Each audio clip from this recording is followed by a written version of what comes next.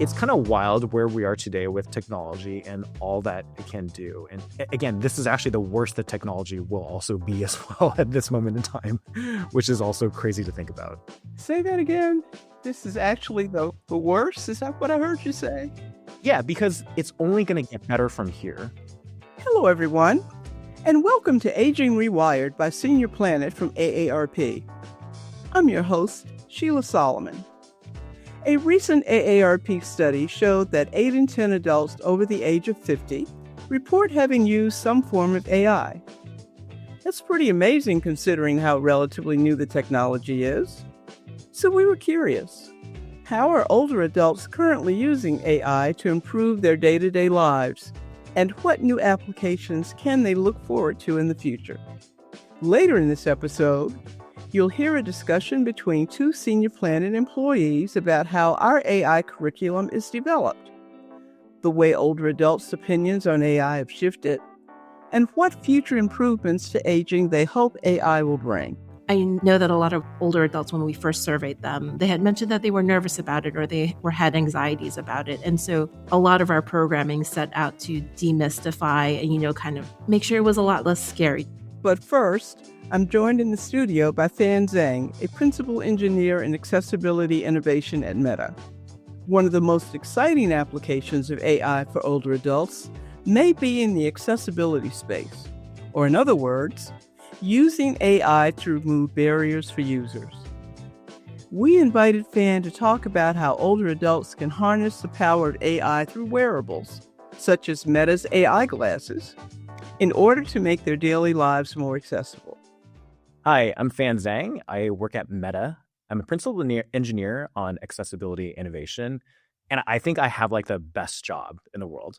And the reason why is that I get to look at all the different things that our company is building on wearables, on hardware and software, and how these things can really be beneficial for people with different abilities, different needs, right? There's 1.3 billion people in the world with a disability. There's a huge intersection between that and different cohorts. Also, looking at how our products can help older adults, like my grandparents.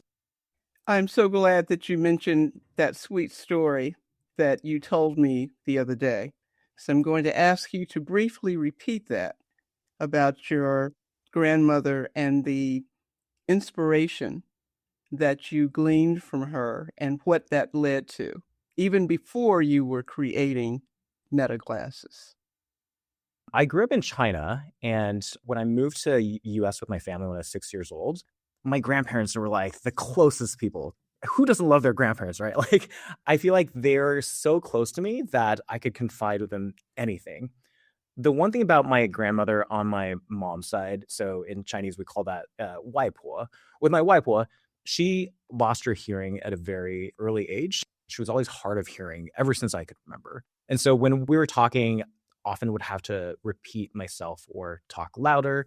And then as time grew on, I also noticed that she started to withdraw as well, right? And so as you lose hearing, there's more likelihood that you don't want to be out in social environments, right? And so as I grew older, I went to college, I went to Stanford, and then I did a couple of startups. About 2019, one of the things that was happening around the world of AI and wearables at the time was there was an influx of deep learning. And then also with a lot of being able to shrink down form factors, I partnered with a friend and see, can we reinvent hearing aids for folks like my grandmother, right? And so at that time, we were cooking up all sorts of crazy ideas. And the entire time, my brain gravitated towards, can we put this on a glasses form factor? Because for a lot of people, there's such a huge stigma with hearing loss, right? And so that stigma kind of leads to social isolation. It leads to start to withdraw. And especially amongst older adults, there's also a risk for other things like dementia. And so when I think about the way that we were originally started off this venture and thinking about, can that be in glasses? The fun part of the story is that right next to, I would say a couple of miles away from where I lived is the Meta Reality Labs, and where I knew that they were building really, really cool, innovative things on wearables, on glasses. And my job was how do I get in there, right? And so when I joined, I was an engineer working on hardware.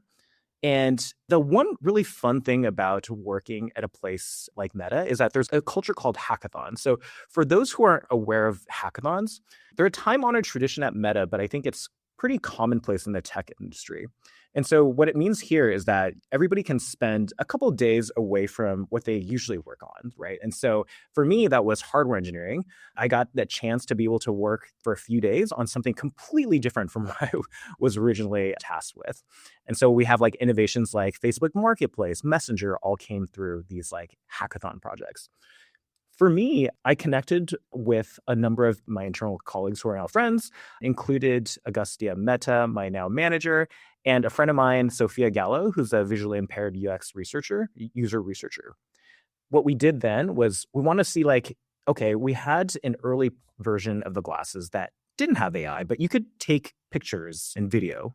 Could we use those pair of glasses to be able to help people who were visually impaired be able to see better, right? Not see better, but like, could we use it as a way to describe what they're seeing? Could we use it to read mail? So that early prototype that we had shown to company leadership, I think they were blown away. And then fast forward a few years later, when we released those glasses, we also partnered with organizations like Be My Eyes to enable even more assistance for people who are visually impaired. That is kind of like the genesis of my story, which is rooted in how I can help my grandmother be able to be more independent and be more empowered. And those two words mean a lot to me because that is also kind of the mission of our team within accessibility innovation. So how do we leverage what we have for our hardware and software to be able to bring more independence and empower people to be able to use technologies to the best, the capabilities? Okay, it's my turn now. Yeah. So you're wearing a pair of those glasses now, aren't you? I am. I'm glad that you noticed, Sheila. Describe them for us, please. Absolutely. So what I'm wearing right now, these are AI glasses. So what are AI glasses?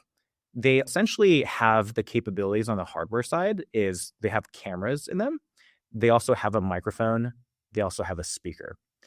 And there's also compute in these glasses that also can run AI. These glasses are paired with your phone. So originally when we designed these glasses, we want to make sure that what are people using their phones for? Oftentimes it's like taking pictures, taking calls, right? Like sending messages, text messages to their friends or family, being able to listen to podcasts, and then layering on the AI part of it, which is also like be able to be at the convenience to be the whole thing to be hands-free so that you don't actually have to pull out your phone. So this is in a nutshell what AI glasses are. So think of it as you have camera, you have speakers, you have a microphone that allows you to be hands-free and not always have to reach for your phone to be able to do common things. And then on the lens, am I actually going to be seeing a message of any kind? Great question. The wonderful thing that we've done here is that we want to make sure that these glasses work for everyone, right? So what I'm wearing, it actually is hard to even tell that they are smart glasses because generally when we build we want to build for everyone. That includes making sure things that don't really make you stand out when you're wearing new technology in public. And so for the ones that I'm wearing right now, they don't have like a display in them, but they have my prescription. So I'm able to go to Lens Crafters.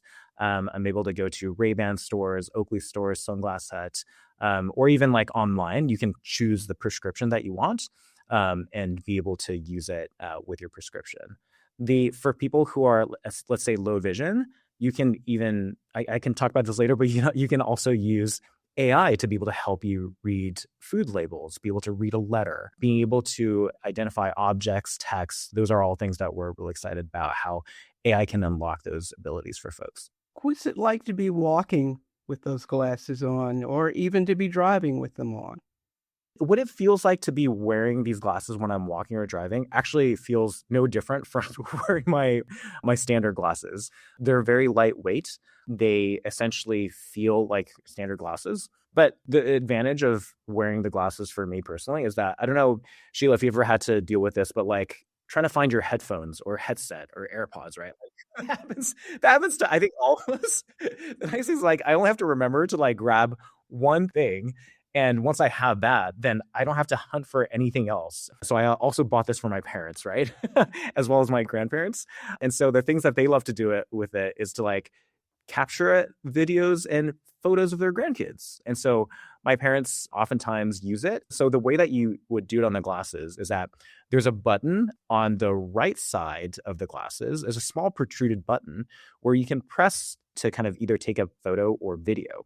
You can also do it using voice. Let's say I'm washing the dishes, or like, I think we've all been there at some point where you're like picking up your kid or grandkid in the air, being able to do that. You can say, hey, Meta, take a photo or take a video. And the whole experience, you actually have a first person view of that moment. The other thing that's wild, Sheila, is that when I talk to like some folks who are, again, I work on accessibility, so I'm going to talk a lot about accessibility if you don't mind. So like when I work with the blind and low vision community, we actually have folks who are blind that are using the video capture pieces to be able to relive moments in their lives. What about how this helps older adults, however, improve their day-to-day lives? My mom and dad, I think I should know this off the top of my head. They're 70. And the way that they use these glasses day to day is, I think, using the audio features the most, right? Like being able to listen to music, podcasts, being able to make a phone call. The command that they can use to make a phone call is that they don't actually have to pull out their phone. They can just say, hey, Meta, call Fan or call anyone, right? So that integrates with your phone, your WhatsApp, your Facebook Messenger. And so these are all different ways that they can just leverage the audio tools. The number two thing that I think they use the most is just like for planning purposes, right? I think for older adults and for everyone, I think we all could use help with structuring our day and knowing what to do next. And so the glasses themselves are integrated with Google Calendar, with the calendar of choice, where the way that I would use it is, say like I wake up in the morning, I need to figure out like what are the things that I need to meetings that I have this morning, what's on my agenda. So I can just say, hey Meta, what's on my calendar for today? And it'll just tell me, you have a meeting with Sheila later today at 12 o'clock. So that's another way that they use it. I would say the third one that they use the most is a feature called reminders. So for example, if you're cooking and you realize, oh shoot, I should have bought that can of beans, you can say, hey Meta, remind me to go buy a can of beans. And so what it can do is that it'll put a reminder in your glasses or in your phone. And if you have a certain time that's triggered, then it'll remind you. There's also a timer functionality as well. So you can, if you're cooking, you can also say, set the timer to 2 minutes. And then it's almost like for folks that are familiar with like assistants like Alexa or Siri, you have it with you at all times. That's one of the things that I think is comforting for folks. Also, I think it's actually genuinely helpful because for a lot of times when you're like faced with a question that you don't know off the top, you can have it be at your disposal. I would say the last one that I think actually my in-laws use the most is a feature called Conversation Focus. Actually, I use this all the time too. And Sheila, I know you've probably encountered this too, but like if we're at a really loud Benihana's or whatever restaurant of choice, it is so loud. I've been in environments where this person sitting across from me, I can't actually hear them at all. So I have to like lean in super hard in a way that I sometimes am just like nodding or just like pretending like I'm understanding what they're saying. But we have a feature called Conversation Focus that allows you to use the beamforming microphones on your glasses to amplify the person's voice that's actually speaking in front of you. And that to me was just like such a game changer for me personally, because that like gives me the ability to be able to be in presence with other people. For me personally, I also have ADHD, just to be perfectly transparent, and having the voice of the person amplified in front of me also helps me from like a focusing standpoint. All of those features sound fantastic, but this one you just mentioned really sounds like something that I would benefit from, like not right now, but maybe when I'm back on the street talking to some people, or I'm just sitting in my church pew Yeah, and trying to hear what the minister's saying. absolutely. The one other thing that I think people don't necessarily use it day to day, but actually my dad uses every time he travels, right? So being retired affords him the ability to kind of do more traveling. And we have a feature also called live translation. And so, for example, let's say we're visiting Mexico, we're trying to order food and we don't understand what the other person is saying because they're speaking Spanish. I personally don't speak Spanish. I can turn on a feature called live translation, and that speech from the waiter can actually be translated into my language of choice, which is English. We have like a handful of languages that we support right now, and we're expanding that very, very quickly. That's something that I personally have found invaluable, especially when traveling. How many languages right now are being supported? I'll have to look up the exact number, but originally when we launched, I think it was Spanish, French, Italian. Those have expanded to much more languages, right? So we support German, we support Hindi. Sheila, there's so many languages that we're supporting that I actually can't mentally keep up. That's a good list. Now, are there any particular precautions or best practices that older adults should be thinking about when they're using these? I would encourage folks to just like start small, try to use it in your home environment first, being able to just take calls, being able to some of the things I mentioned around being able to like be hands free. That's the beauty of what I think this technology allows. I run into this all the time where I'm doing something and then someone calls me. I then pick up the phone to check or text me and I also check my messages. And then I'm like lost because I'm like in a completely different website, right? And so the nice thing about this is that you can get a text message read out to you. You're all doing this at home where you're kind of like experimenting with the technology. And then also it's a comfortable space. Anyhow, I would start there. And then once you feel more comfortable, you can try to use it outside. But I also would caution just going outside initially, because working with new technology for the first time, there could be a lot of things going on, right? So you don't want to be crossing a street and then trying to figure out how to do XYZ on your glasses. So that would be my general suggestion is like, start small, be mindful, use good judgment in busy or sensitive environments, just like you would with the phone camera. And then if you're walking in, let's say like a crowded area where it needs full attention, like prioritize that first. How long did it take you to get used to wearing them? That's a great question. I think for me, I got value out of it right away. When I got these, my kids were at the age where if I tried to like take a video of them doing something really fun or cute, they were like, "Oh, daddy, stop. I don't want to do a video." But then I realized that if I'm telling you, "Hey, I'm going to take a video." And they were like, "Oh, this is so cool that they can actually see themselves from my point of view." So I naturally, as a avid video photo person, I use that quite a bit. And immediately that's the number one thing that resonated with me. I think just like with anything, it'll take some adjustment. I think, for example, if you are used to wearing something that's like super lightweight or you have a certain style, adjusting to having AI glasses that do more than what your glasses normally can do, that might be like a new experience. I would say we've also designed the experience in a way that allows people to pick it up relatively easily. I think if you get the glasses, once you sign up, you download a Meta AI app on your phone. And the phone app actually walks you through steps on like, hey, this is how you can adjust your audio, how you can engage with AI, how you connect with the different apps that you might use, like WhatsApp or your phone or your calendar app.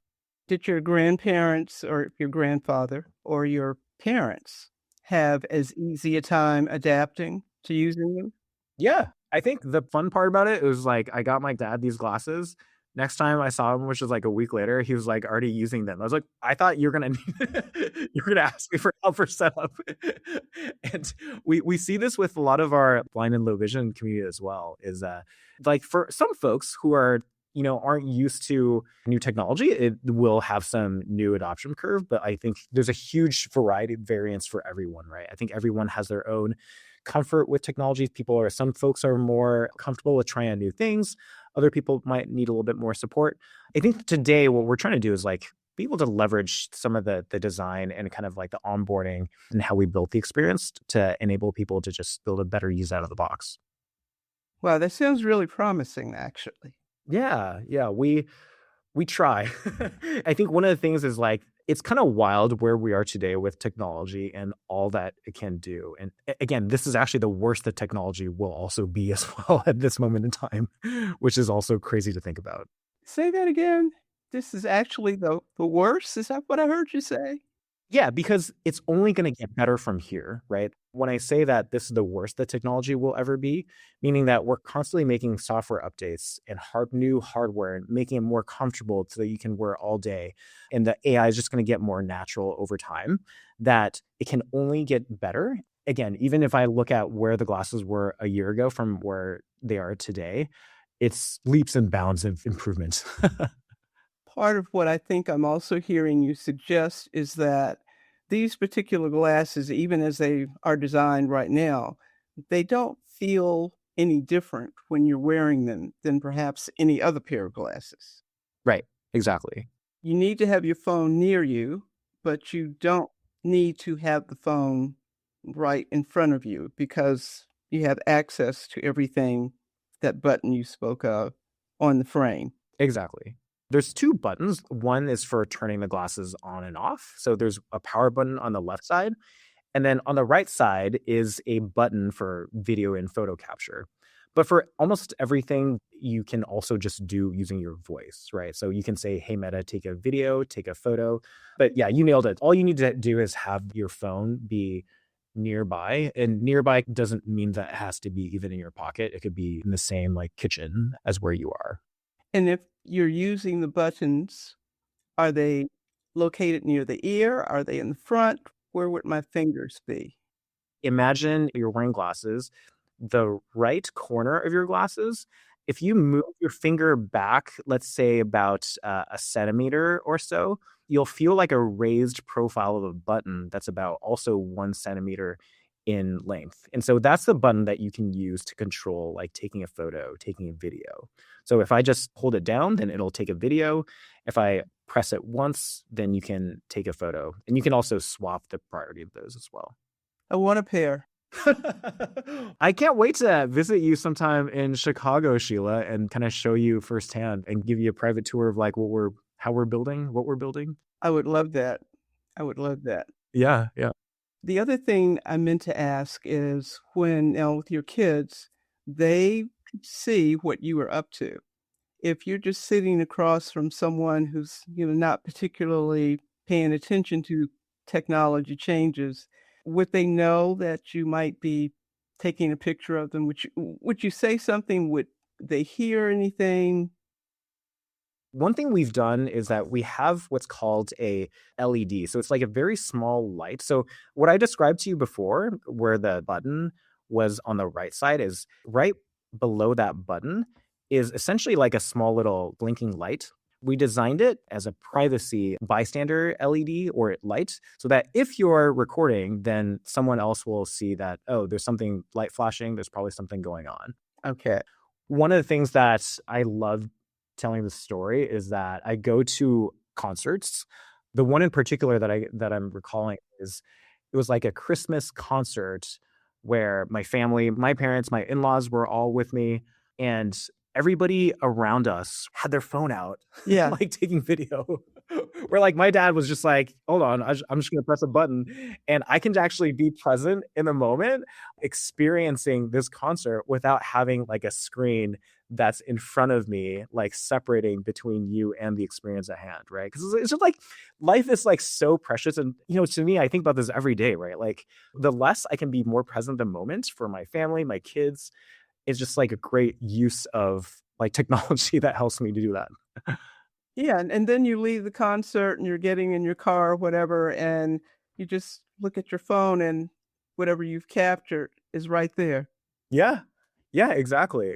And I think one of the things I also I love that what we're doing on the AI side is like, for example, after the concert, if you were like, tell me more about Hondel's XYZ like piece, right? And then you can get that answer to you.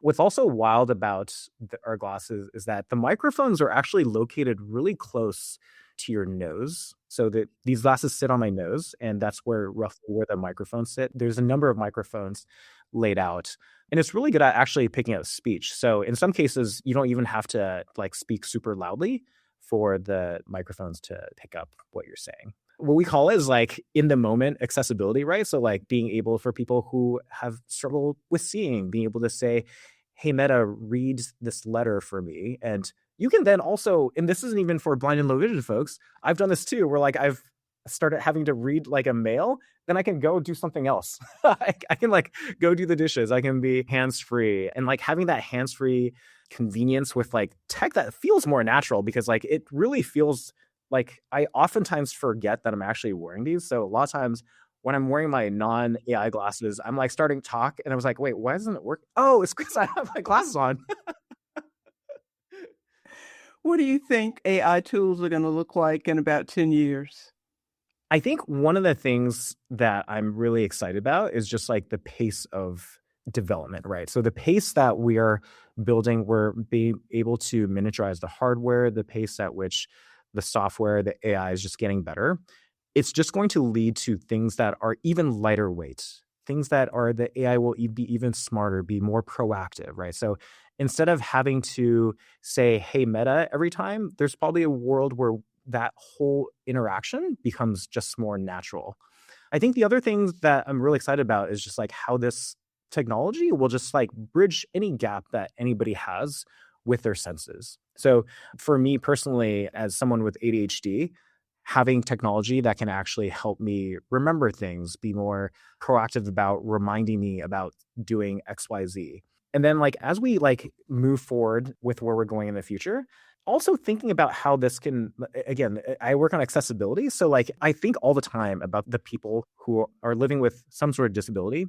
And if you think about something where you have something that can hear what you hear, see what you see, but then also the AI is able to process information at your need. If I had a magic wand and I want to have a piece of technology that will be the best for people with assistive tech needs, that is it. And again, this is just the beginning of where we are at with this technology. Thank you. I look forward to another conversation. Amazing. Thank you so much, Sheila. Appreciate it. Same here. Same here. To learn more about Meta's AI glasses, visit meta.com/AI-glasses. Senior Planet's on the forefront of teaching older adults how to safely use AI to better their lives. We have a variety of free classes on how to use generative AI, how to spot AI scams, and more. For a peek behind the curtain and a look at what positive improvements AI can bring to the lives of older adults, we invited 2 Senior Planet employees onto the podcast to chat about how we teach AI and what role it plays in their own personal lives. Here are Katherine and Wanda. My name is Wanda, and I'm one of the technology trainers here at Senior Planet.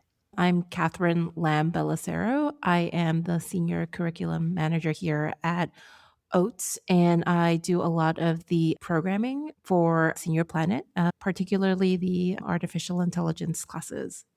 So, Catherine, how has the curriculum team approached the teaching of AI to older adults? So, when we first figured that AI was going to be a huge thing, this was back in, I think, November 2022 when OpenAI released ChatGPT. I think it was 3.0 to the public.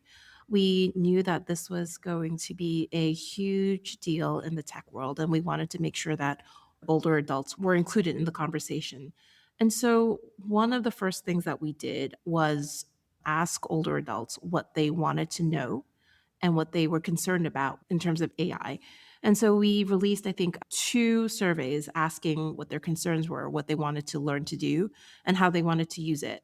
And an overwhelming number of responses said that they wanted to learn about how to use it in their everyday lives and how to use it to create art and music and how it could help them learn more things. And so from that, that's where we built our curriculum. We released our first lecture, Intro to AI, in early 2023. And then from then on, we just built our curriculum around what older adults gave us. I remember when we first started teaching AI, and it was new to me also. So I was learning right along with everyone else. But I do remember in the beginning, one of the questions in our curriculum is, have you ever heard of deepfakes? When I started teaching the AI and disinformation part of the lecture. And the majority of the people have never heard the term deepfake.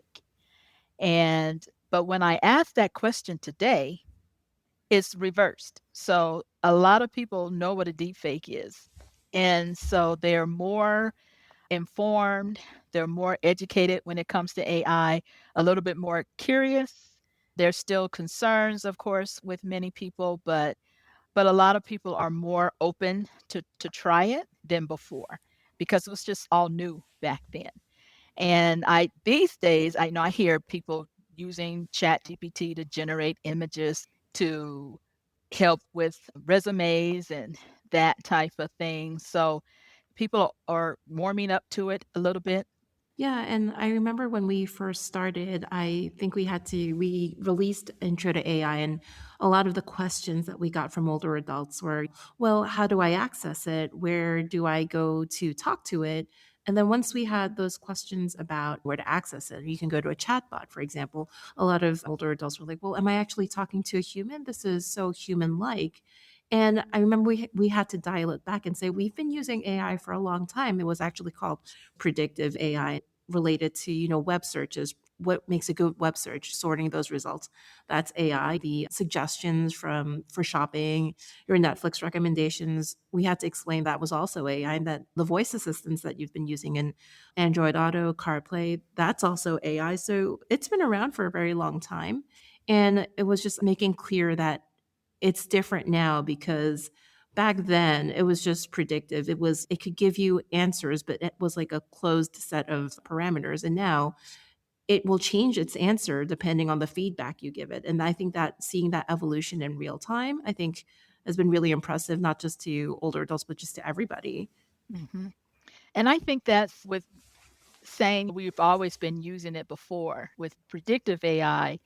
I think that helped people to warm up to it a little bit more, knowing that it's not totally brand new, that we've been using it before without even realizing it.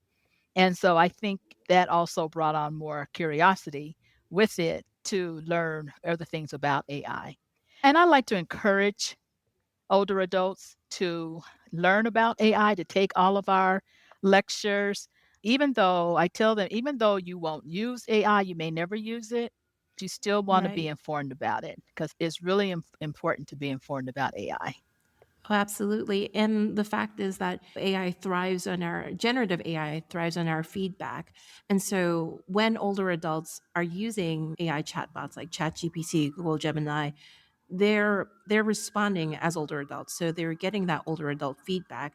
And so what's being spit back out by those AI chatbots are now including the feedback of older adults as opposed to just those software engineers who are of a certain demographic and of a certain hmm age group. By using AI, you're informing it and you're being included in the conversation. And that's also what we were trying to do to inform older adults. That's how they can be included. And that's also part of our approach to going back to talking about predictive AI. I know that a lot of older adults, when we first surveyed them, they said they had mentioned that they were nervous about it or had anxieties about it. And so a lot of our programming set out to demystify and, kind of make sure it was a lot less scary, just like you were saying, Wanda. And that's one of the things we do as trainers, make sure that we show people to let them know that you can't opt out of that from teaching AI if that's a major concern for you. And then also be careful if you are using AI to be careful not to enter in any Right. sensitive personal information because that protects you also. And you just want to be mindful of that because when you're chatting with AI, you may know what type of information you're giving it. For me, for example, I'll use AI to plan our RV trips. And I have to remember not to put in my location to where I'm starting from to where I'm going. Those types of things, you just got to be mindful of it and to help to keep yourself safe. Yeah. So, Wanda, you've been teaching AI to older adults for several years now. Do you use AI outside of work? Like, how much or how little do you use it? It's more so how much I use it because I use it a lot. And one of the ways that I do use it, as I had mentioned before, is for our RV trips. I like to ask AI the best route to take to wherever we're going, how much gas will cost us, how long would it take us. I like to, and I can be specific with that conversation in AI. I can let them know what type of truck we're driving and what type of gas it takes. And so I can ask those, specific questions and get pretty good results there.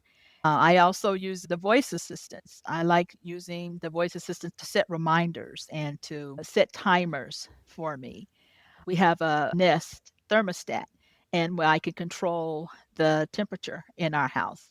We use the net, not the Nest, but Vivint's cameras, Ring cameras, so that I can Oh, see yeah. packages when the packages has been left or who's at the door. So I use it for those types of things. It makes it convenient. And when it comes to planning trips in ChatGPT or Gemini, whichever one I use, because I use them both to see which types of results I get.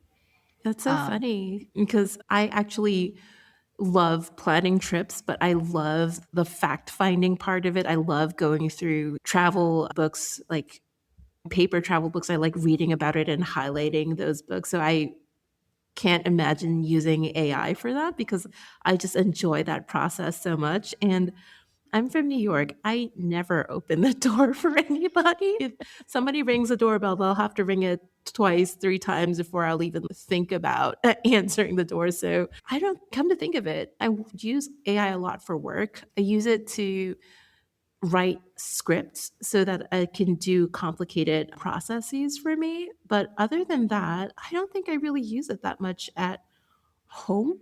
Like, even I've heard a lot of people say, oh, yeah, I'll use AI to help me decide what to make for dinner. But I actually enjoy that challenge of looking through my fridge and looking through the ingredients and saying, huh, what can I do out of it? It's like a challenge. And to me, it helps me feel a little bit more human when I mhm. can surmount that challenge. So true. I hear what you're saying because I think for me is I can get impatient sometimes, and Yeah. it's just the idea of I can get it quickly. And there's some manual things that I'll need to do, but it helps me to get started with Yeah. what I'm thinking about. And so that's one of the reasons why I like using it is just like I said, for convenience, and it just saves time. Oh yeah, no, come to think of it, like I have been using AI. I'm going to walk back on what I said earlier. I have been using AI a little bit in my personal life just to help get started with forms because my mom actually fractured her wrist recently, and I had to look up some processes to get aid from Medicare, and I needed to know what forms to fill out. And if you go look on the websites for home health aids, can be confusing. So I went Mhm. to ChatGPT and Gemini, and I said, "This is the situation." I didn't give specifics. I just said an older adult that I know fractured her wrist and needs help. Where do I go? Where do I start to apply for home health aid through Medicare? And that was really helpful. But yeah, and like you said, it really helps with getting started. Mhm. But then sometimes it's nice to slow down too and do those things manually. So I guess it's a lot of individual preferences too. And that's so true. And that I totally agree with. That is so true. Is it's one of those things you have options. And Yeah. when you have those options, you can either because I like to prepare dinner too. And I very seldom ask ChatGPT to create a menu for me, but I will ask for a recipe. Like I said, we have options these days. And if it's not, your thing, then cool. But if it's your thing, then cool again. It's just the It's times just we a live in. tool. Yeah, It's it's a just a time. tool. It's just a tool. Exactly. You use it to get from point A to point B, like a Yes. car. Yes, exactly. Catherine, what good do you think AI can come for the future? How do you think it's going to benefit us? I think it'll make a lot of tasks more approachable. And actually, I'm thinking about it from the medical perspective, right? There's been a lot of promise about how AI can be used in assisting with complex surgeries or, helping predict diseases or illnesses. But I think what I'm seeing more right now is how it can eliminate errors with pharmaceutical dispensing. Like, when you go to the drugstore or the pharmacy, having AI check based on your chart and your what you're already taking, that can help like with error prevention. But and another thing that they can do right now is when you see your doctor, a lot of times the doctor's typing away or you only have 2 or 3 minutes to really talk to your doctor. And so what I've seen being done is doctors will sometimes use AI to record and transcribe your conversations. And that gives the doctors a little bit more time to give them back that face-to-face time that they can have with their patient. And then they say that it saves them a lot of time at the end of the day too, because they have that transcription. They can just review it and then compare it with the conversation that they had and then put that into your chart. And it's funny that you mentioned that because I go to my annuals every year, and I recently had one in October.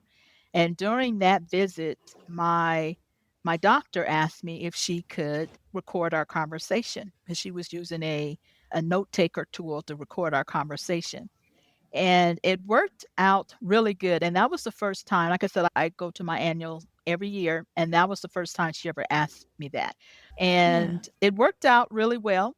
One of the things that I have been reading since then is you do want to make sure that you read what's been taken, the notes that have been taken, to make Right. sure that it was captured the right conversation. But it worked fine. And she was able to look at me without doing the typing, ask the question and then type, ask the question and type. She was able to have a regular conversation with me, and it seemed like we spent a little bit more time. She had a little bit more time to answer any questions that I had. It's on the rise. A lot of doctors, I believe, if they haven't started using it, they will be using it. Yeah, and I think that's a great thing about AI giving us like a little piece of humanity back. I know we're all like afraid of AI taking over. Here, in this case, it's giving us that human interaction back with our doctors, and it's great that we have that. Mhm. And one thing I want to also say is she did ask me if I wanted to be recorded. And you can also let them know to stop recording. Even in the middle of your conversation, you can let them know if you're uncomfortable with that or whatever question is being asked and you don't want that to be recorded through the tool, you can ask them to stop. There's always pros and cons to everything, but the pros, especially when it comes to medicine, how it can customize your medications, maybe customer service, especially in the hospitals, how robotics can be used to bring your medicine, maybe bring your blanket. If you're cold, you may receive quicker response times. Yeah, in terms of robotics, I think this past January, in January 2026, at the Consumer Electronics Show in Las Vegas, they showed off this like skeleton that you could strap into, and that kind of will help you if you're hiking, reduce the stress on your joints as you're like hiking uphill, and especially downhill, because I think sometimes like we don't.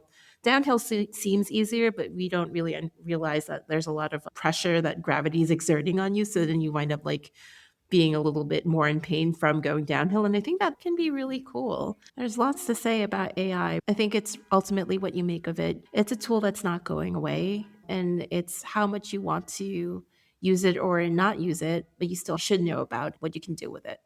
Catherine, where can older adults find other resources about AI? Yes, so feel free to go ahead and check out seniorplanet.org/AI for the latest upcoming virtual classes. We also have a brochure about AI for older adults, and we've got some videos too as well. I think our latest one is on how you can protect yourself against scams and AI. Lots of resources there. It's a really great website. You will find tons of resources there on AI. Wanda, it was so great talking to you. Yes, same here, Catherine. This was a great conversation. Love having it. Thank you, Katherine and Wanda. To explore Senior Planet's free AI resources, visit seniorplanet.org/AI or call our toll-free hotline at 888-713-3495. We'd also love to hear from you. How are you using AI to improve your life? Let us know by emailing agingrewired@aarp.org. And make sure to join us in 2 weeks for our next episode. So I'm fortunate enough to live near 3 of my 4 grandkids. But the 3-year-old lives in Hawaii, and I don't get to see him as much. We can connect through the game that I play, like the music game, because it's easy enough to do, and still be connected because, as you know, when you talk to someone you don't see as much, it's kind of sometimes hard to figure out what you're going to talk about that you're both interested in. That's all for today. Aging Rewired's a podcast by Senior Planet from AARP. If you got something out of this episode, please text or email it to someone who you think would also appreciate it. And until next time, I'm Sheila Solomon, and this is Aging Rewired.